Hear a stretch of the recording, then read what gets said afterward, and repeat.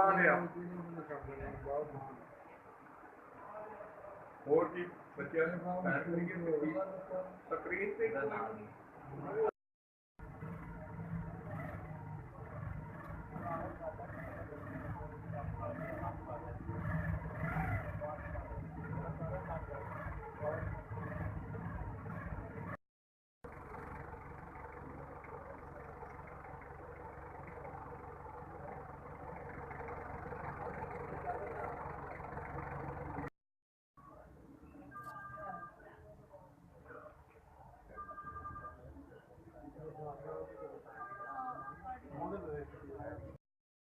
अपनी जो गड्डी खड़ी करनी है ना, एक जवान की ड्यूटी लानी है, गड्डी हमेशा थोड़ी अलग सैट है खड़ी कर जितों ना ईजी अप्रोच ना हो। एक मैं ड्यूटी लाने को ख्याल कर कौन रोक आता है